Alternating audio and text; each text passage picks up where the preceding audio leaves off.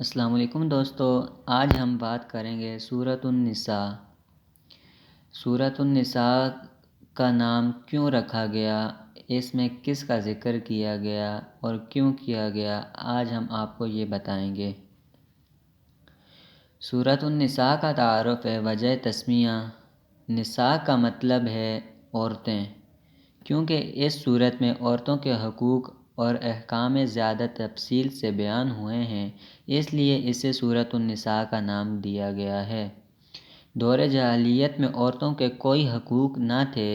عورتیں معاشرہ کا انتہائی مظلوم اور محروم طبقہ تھیں۔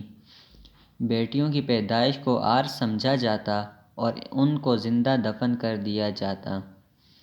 بیویوں کے بھی کوئی حقوق متعین نہ تھے۔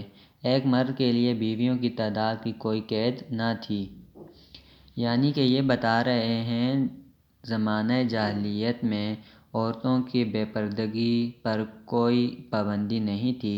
بے پردگی تھی اور بیٹیوں کی جو پیدائش ہوتی تھی اس کو ایک مصیبت سمجھتے تھے کہ یہ کیوں پیدا ہوئیں، اور ان کو زندہ دفن کر دیتے تھے۔ اور جو مرد تھا اس کے لیے بیویوں کی کوئی پابندی نہیں تھی کہ جتنی شادیاں وہ کرنا چاہے وہ کر سکتا تھا، تب کوئی پابندی نہیں تھی۔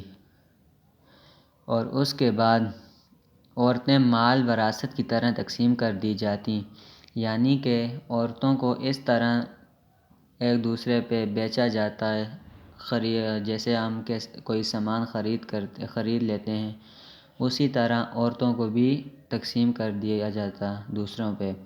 اور سوتیلے بیٹے ماؤں سے نکاح کر لیتے، یعنی کہ جو سوتیلے بیٹے ہوتے تھے وہ ماؤں سے نکاح کر لیتے تھے۔ کنیزوں کو جسم فروشی پر مجبور کیا جاتا۔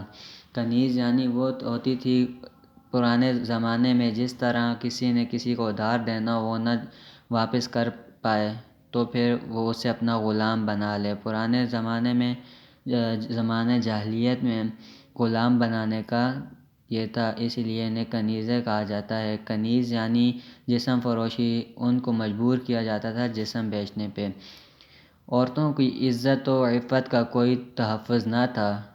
ان حالات میں قرآن مجید نے عورتوں کو ان کے جملہ حقوق عطا فرمائے، یعنی کہ اس کے بعد قرآن پاک نے عورتوں کو ان کے جملہ حقوق عطا فرمائے، یعنی کہ ان کے جو حقوق تھے وہ دیے۔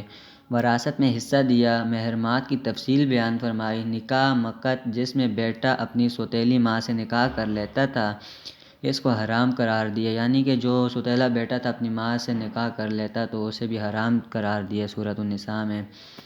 بیویوں کی تعداد معین فرمائی، نیز ان کے درمیان عدل کا حکم فرمایا۔ عورتوں کی حق مہر، نان، نفقہ، لباس اور رہائش کا حق دیا اور نیک بیوی کو بہترین دولت قرار دیا۔ زمانہ نزول اور پس منظر جو ہے، یہ جو صورت ہے یہ مدنی صورت ہے۔ اس کا زیادہ تر حصہ، یعنی جس ہجری میں یہ نازل ہوئی، زیادہ تر 3 سے 5 ہجری کے درمیان نازل ہوئی۔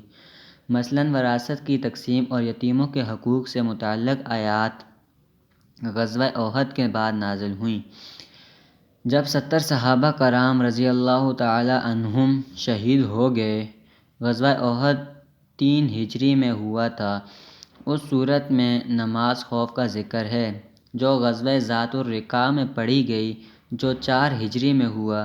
اس طرح تیمم کا بیان ہے، جس کی اجازت غزوہ بنی مستلق میں دی گئی، جو 5 ہجری میں پیش آیا۔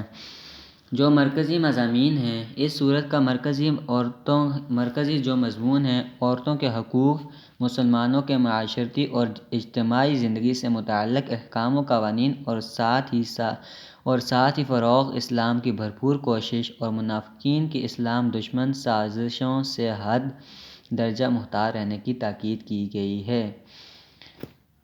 تو دوستو، نیکسٹ ویڈیو میں آپ کو سورۃ النساء کی آیات پڑھ کے سناؤں گا اور ساتھ میں ان کا ترجمہ بھی کروں گا۔